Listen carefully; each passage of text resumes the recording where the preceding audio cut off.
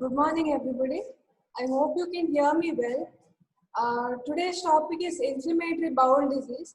This should have been covered last week actually, but I've been sick and on leave for the last 1 month. So, Dr. Jyoti took her class.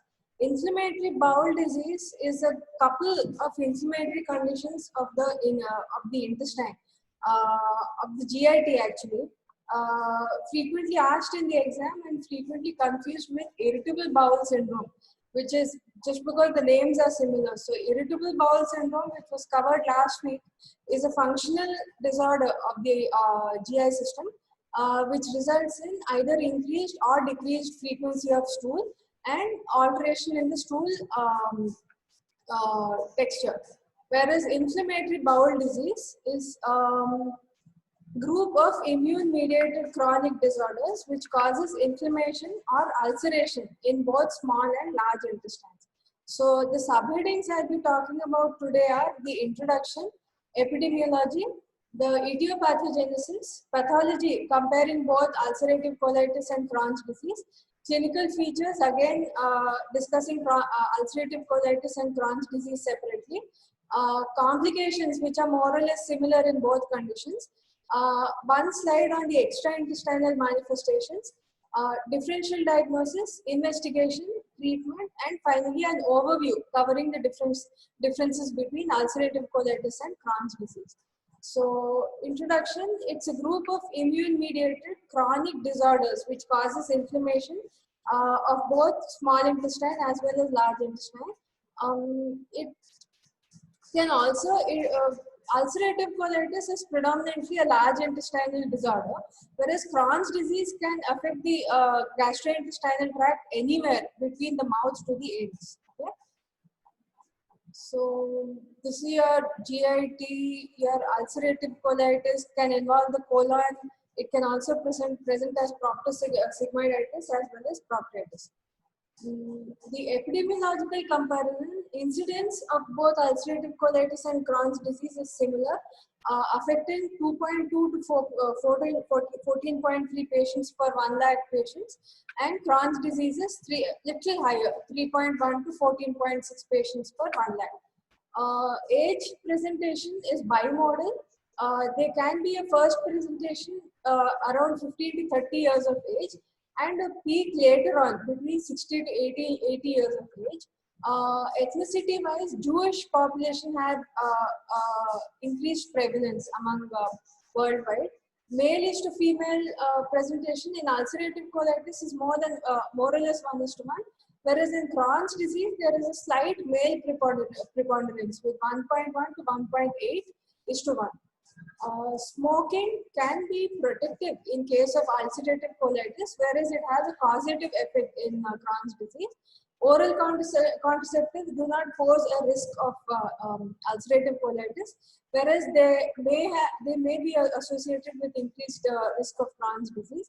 Appendectomy may have a protective benefit in case of ulcerative colitis, whereas there is no such association with Crohn's disease.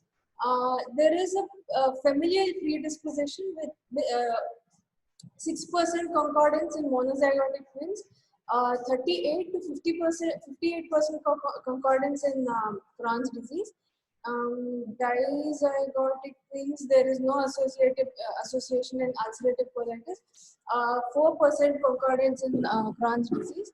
One more thing, if there has been an antibiotic use in the first 1 year of life, there is an almost 3% increased incidence of both ulcerative colitis and Crohn's disease. So that's about the epidemiology. There is also, no, I'll discuss it later. So etiologic theories, IBD is a result of a complex interplay between the mucosal immune system, the genetic predisposition, and environmental triggers in the form of use of drugs like NSAIDs, smoking, which was earlier discussed, gut infection with organisms like Salmonella, Shigella, Campylobacter, and Clostridium difficile. So your immunoregulation in the mucosa is because of I'm sorry, immunoregulation within your gut intestine is because is maintained between your gut microbiota, which are your commensal organisms, your intestinal epithelial system, as well as the mucosal immune system. So these three factors together form a supraorganism. Okay, so when this interacts with genetic predisposition and environmental triggers, the patient can develop IBD.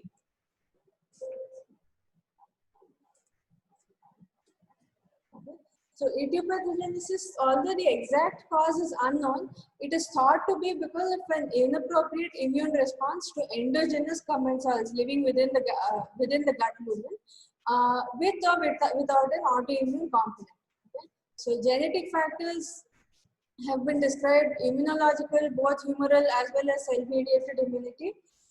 Microbial factors, your gut microbiota in normal individuals is different from the gut microbiota in patients having IBD. Okay, so IBD patients will have increased incidence of enteroinvasive E. coli and other harmful gut bacteria. Then you have your psychosocial factors.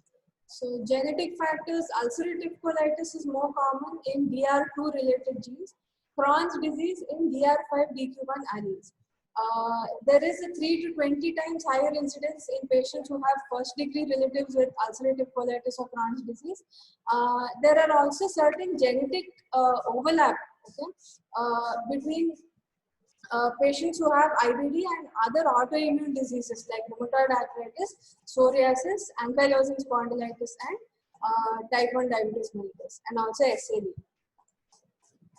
Immunological factors, normally when you have commensals within the intestines, the immune response is suppressed because of the presence of anti-inflammatory cytokines like interleukin 4, interleukin 35, and TGF.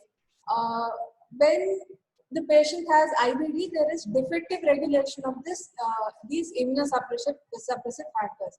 So there are activated CD4 cells, activated CD8 T cells, which activate other inflammatory cells like lymphocytes, plasma cells, macrophages, or recruit more inflammatory cells by stimulation of the homing receptors, which are present on both leukocyte surfaces as well as your intestinal epithelium.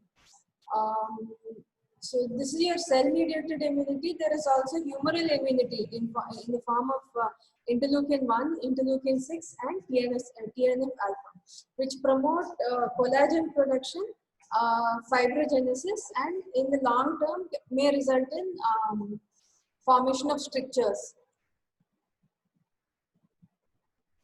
So this is an overview. You have your mucosal immune system, which interacts with the environment as well as genetic predisposition to form to trigger Crohn's disease or ulcerative colitis. So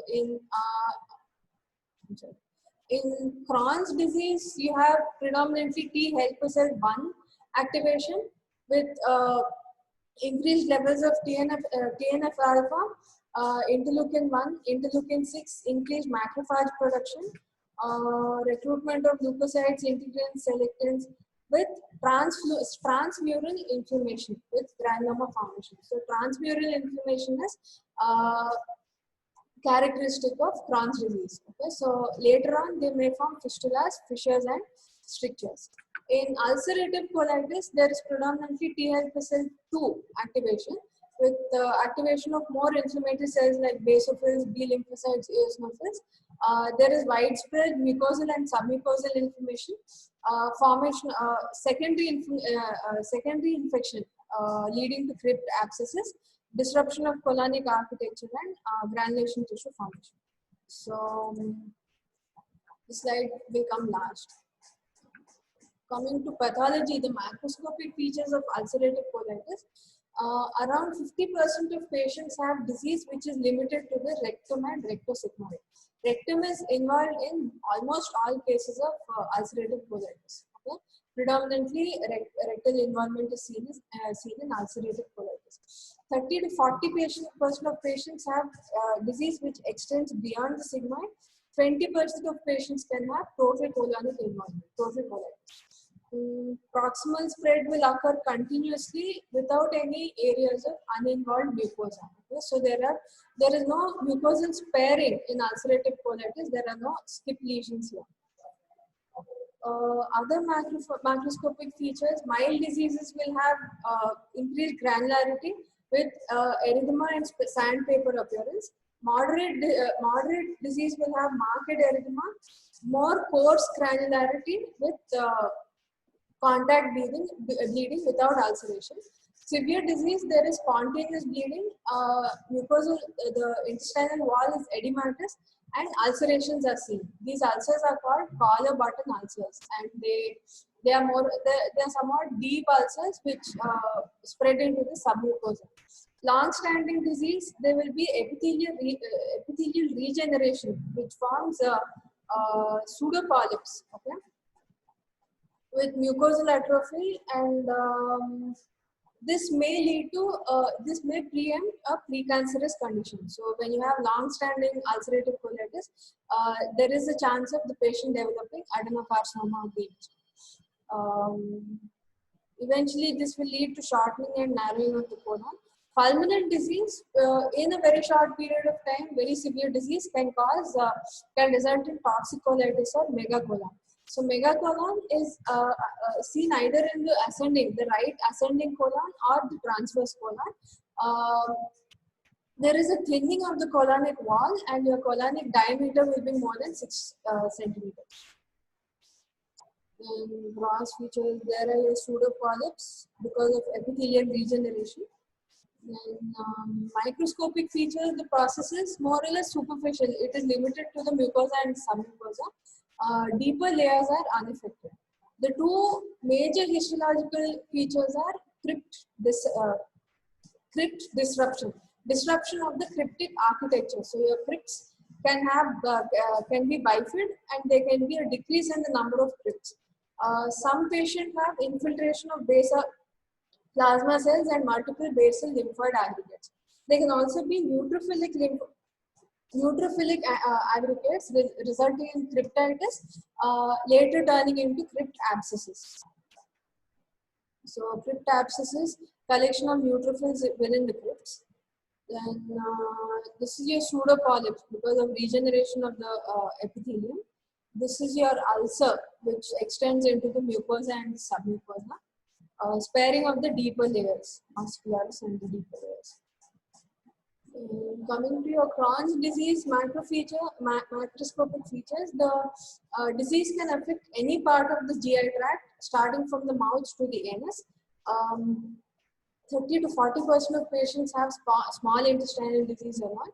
40 to 55 can have both small intestine and large intestine involvement. In patient with small intestinal involvement, the terminal ileum is involved in 90% of cases. 15 to 25% will have colitis alone. In your ulcerative colitis, rectal involvement was seen in predominant cases, whereas in Crohn's disease, rectum is often spared. So Crohn's disease is a transmural process, meaning that the entire thickness of your intestinal wall is involved. It's a segmental disease.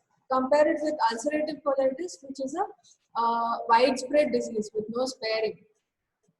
Crohn's disease is a segmental disease with skip areas of normal intestinal architecture in the midst of diseased intestine. In 1/3 of patients, patient can have perirectal fistulas, fissures, and abscesses.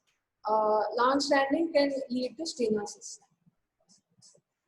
Macroscopic features, mild disease will have only small superficial ulcerations, early disease only superficial ulcers. In active disease, there can be stellate ulcerations which fuse either longitudinally to form serpiginous ulcers or transversely. Cobblestoning is a macroscopic features wherein this cobblestone appearance is formed by the normal intestinal epithelium, whereas the deeper features are the diseased intestinal epithelium. Then you can have fistula formation, fibrosis, stricture formation. They can be projections of thickened mesentery in between the area of fissure formation and fistula formation, which encase the bowel. So this is called as creeping fat. Microscopic features, earlier on they may be superficial aphthous ulcers. Later on they can be focal crypt abscesses, loose aggregations of macrophages, and non-casseating granulomas are pathognomonic. Submucosal or subserosal lymphoid aggregates, skip mucosa, skip areas of normal intestinal epithelium in between, and transmural inflammation with fissure formation and fistula formation.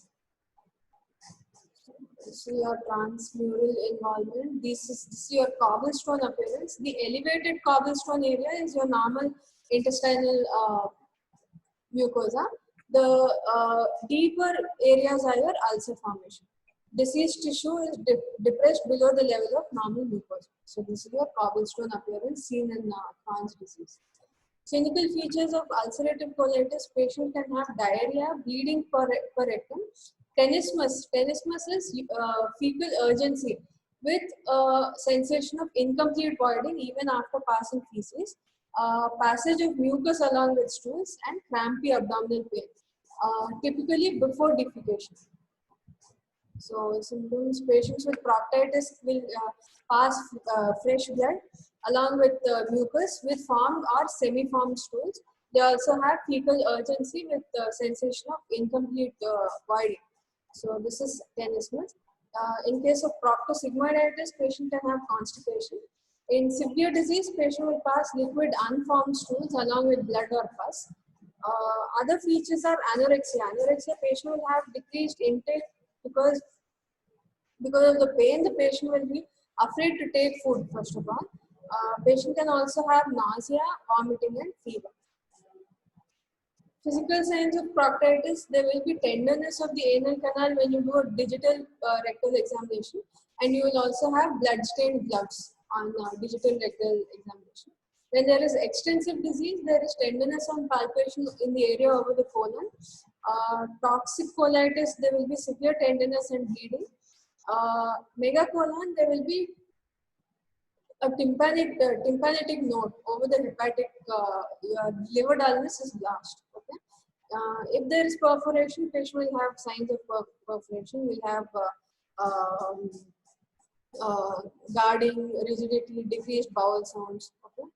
Then so this is your overview of mild, moderate, and severe disease.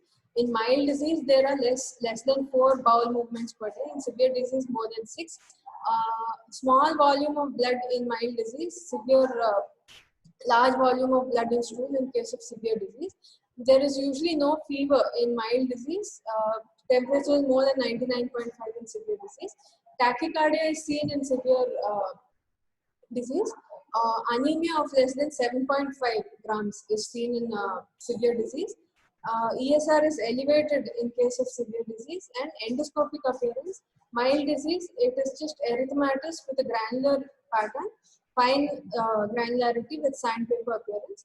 Moderate, you have marked erythema, coarser granularity, contact bleeding without ulcerations. In severe disease, there will be spontaneous bleeding and ulcerations.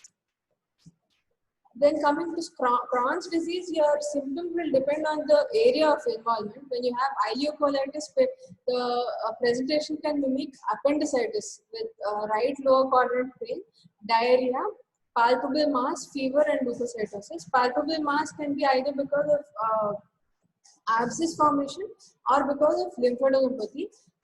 The pain is colicky and precedes the defecation. It precedes defecation and is frequently relieved after defecation.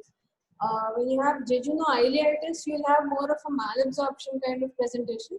Inflammatory disease is associated with loss of digestive and absorptive surfaces, resulting in features of malabsorption, steatorrhea, and nutritional deficiencies like iron deficiency and B12 deficiency, B1 and B6 deficiency. Diarrhea is characteristic feature of active disease. When you have colitis and perianal disease, patient can have low-grade fever, diarrhea, malaise, crampy abdominal pain, sometimes frank blood in stools. Pain is caused because of passage of fecal matter through narrowed and inflamed segments of the colon, large intestine. Gastroduodenal disease will mimic chronic duodenal ulcer. So patient will have features of acute gastritis or H. pylori negative gastritis. So patient will have nausea, vomiting, epigastric pain. In advanced stage, patient can develop stricture and present with chronic gastric outlet obstruction. Complications, you can have massive hemorrhage. If the patient requires more than 6 to 8 units of blood in the first 48 to 24 to 48 hours, it's an indication for colectomy. Patient can also have toxic megacolon, toxic colitis, perforation peritonitis, stricture formation, anal fissure, and perianal abscess. Then they can also be cancer, malignancy in case of long-standing disease. So bleeding, perforation, stricture formation, malignancy. These are the complications of ulcerative colitis. Your Crohn's disease will have more or less the same complications, only you will have fistula formation. That's one extra feature. That's one extra complication. Perforation is rare. You can have intra-abdominal and pelvic abscesses, intestinal obstruction because of stricture formation, massive hemorrhage, malabsorption, severe perianal disease. Then extra-intestinal manifestations, at least one of the following presents when you have a patient with IBD, especially when the patient has an autoimmune component.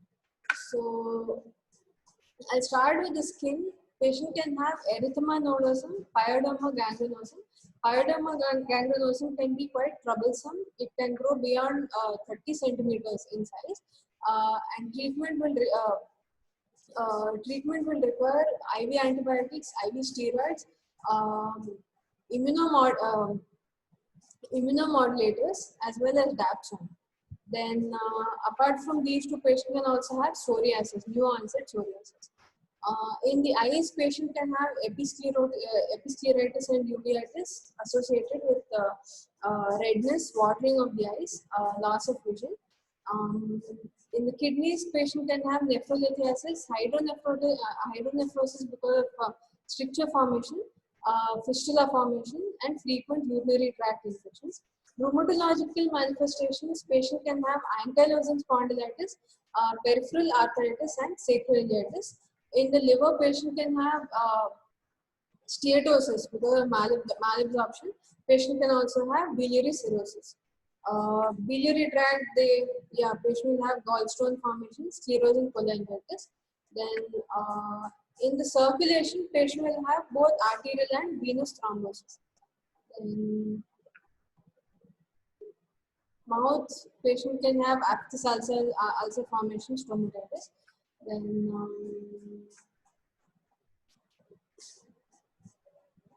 patient can also have osteoarthritis because of steroid for used for treatment.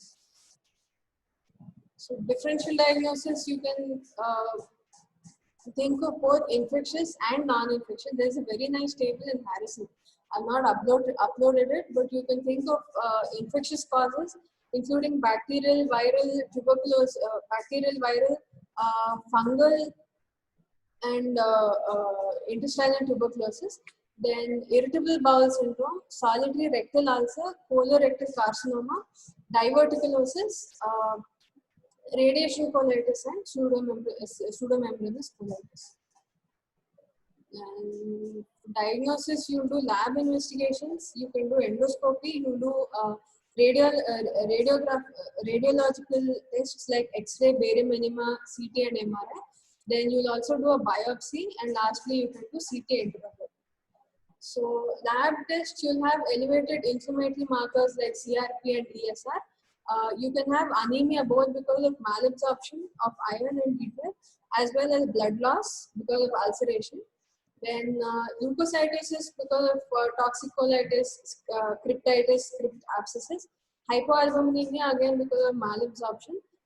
fecal lactoferrin and fecal calprotectin. These are both markers of intestinal absorption, which are elevated in ulcerative colitis. In Crohn's disease, you can have elevated P-ANCA levels.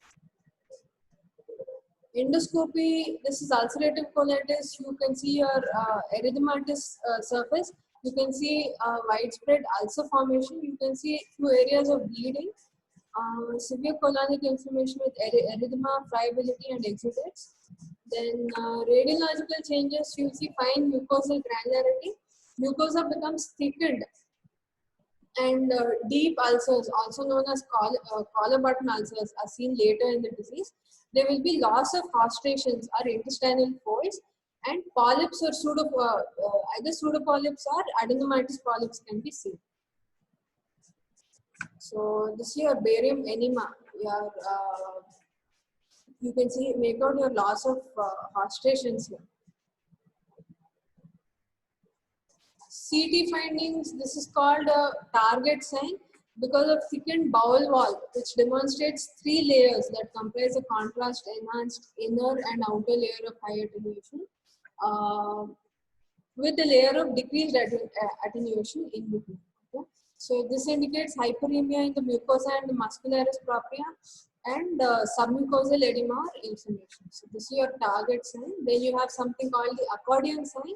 This is your accordion sign. Accordion is a musical instrument. So you have alternating edematous haustral folds, which are separated by transverse mucosal ridges, which are filled with oral contrast material. Then you have colonic dilatation. This is your colonic dilatation. These are your CT findings. Then on barium enema, you have string sign, which is very, very small intestinal lumen because of intestinal wall thickening. Then capsule endoscopy, you can see your very small intestinal lumen here. This is a patient with Crohn's disease of the ileum showing ulceration and narrowing of the intestinal lumen. So coming next to your treatment goals are, first of all, improvement in the clinical condition, remission of the disease. Then your target is to wean off the glucocorticoids. Then maintenance of the remission of the disease, maintenance of the tissue healing, and finally cure.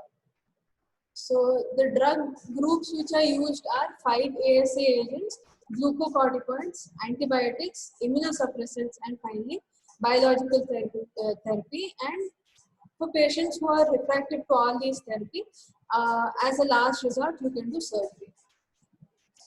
5-ASA agents used are 5-amino-salicylic acid agents. Drugs used are sulfasalazine, misalazine, balsalazine, and oxalazine.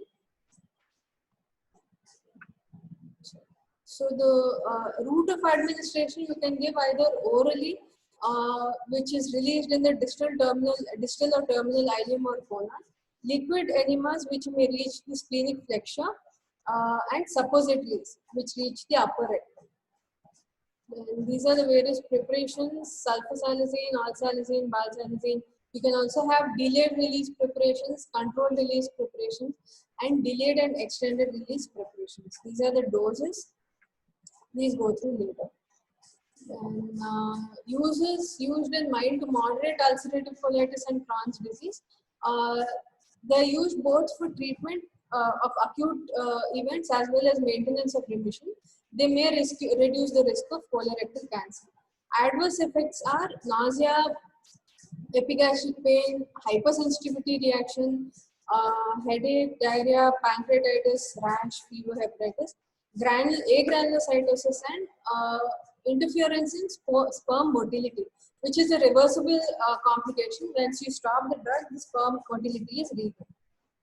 Caution should be exercised in case of renal impairment, pregnancy, and breastfeeding patients.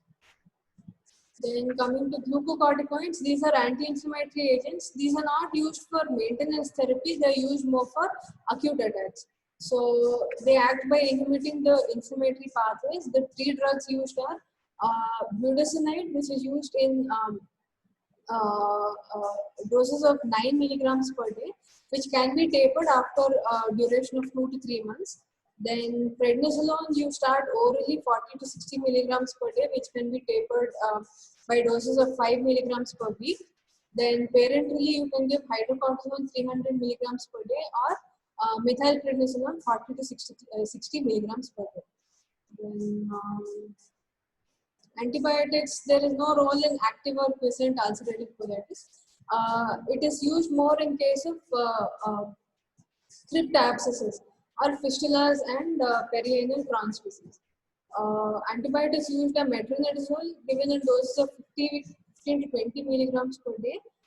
Other antibiotics used are ciprofloxacin and rifaximin.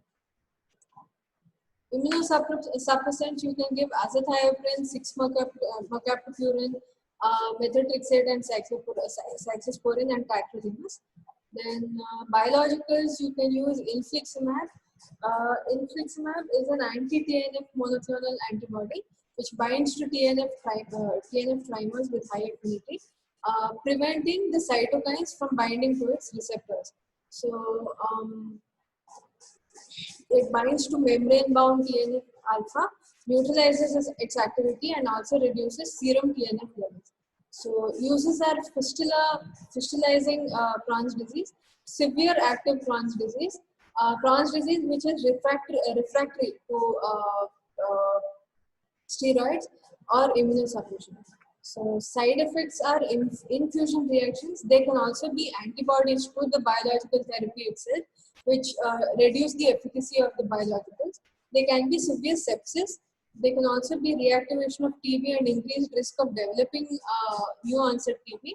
There can also be a predisposition to malignancies like non-Hodgkin's lymphoma and hepatosplenic T-cell lymphoma formation. There can also be new onset psoriasis in case of biological therapy. Indications for surgery in case of ulcerative colitis and Crohn's disease, the indication of surgery are similar. So you have intractable disease which is not responding to medical therapy, fulminant disease, toxic megacolon, colonic perforation which is an emergency, massive colonic hemorrhage requiring more than 6 to 8 liters of blood transfusion, then colonic obstruction, prophylaxis for malignancy when you have a pre-malignant lesion discovered on biopsy, then colonic dysplasia or cancer itself. In Crohn's disease, small intestine indications are stricture and obstruction, which do not respond to medical therapy. Massive hemorrhage, which requires more than 6 to 8 blood transfusion. Refractory fistula formation, abscess formation. Then colonic and rectal diseases, intractable fulminant disease, perianal disease, which is unresponsive to medical therapy, refractive fistulas, obstruction, again, detection of a precancerous condition, cancer prophylaxis, or discovery of colonic dysplasia or cancer. This is an overview of all the things we have discussed of comparing ulcerative colitis and Crohn's disease. In ulcerative colitis, your rectal bleeding is a common feature. Crohn's disease, rectal bleeding is occasional. Abdominal pain is uncommon in ulcerative colitis, whereas common in Crohn's disease. Rectal involvement is seen in 50 to 100% of patients with ulcerative colitis, whereas it's seen in only about 50% of patients with Crohn's disease. Fistula formation is rare in ulcerative colitis because it's only a superficial disease, whereas fistula as well as fissure and stricture formation is common in Crohn's disease. Perirectal perianal abscess formation is uncommon in ulcerative colitis. Abscess formation is common in Crohn's disease. Ulcerative colitis has a continuous involvement. There may be apparently normal areas of intestine on endoscopy, but when you take biopsies from several locations, you will find that the mucosa and submucosa are involved. Whereas discontinuous thick lesions are seen in case of Crohn's disease. Small bowel is frequently not involved in case of ulcerative colitis, whereas small bowel is frequently involved in case of Crohn's disease. Then risk of malignancy is increased both in case of ulcerative colitis and Crohn's disease. So this is an overview. These slides are mostly taken from Harrison, but please also go through your Davidson. Ulcerative colitis as well as IBS, I mean your IBD as well as IBS are frequently asked in the exam. Please don't confuse the two, okay, and please go through and read again. So this is my topic. Thank you very much.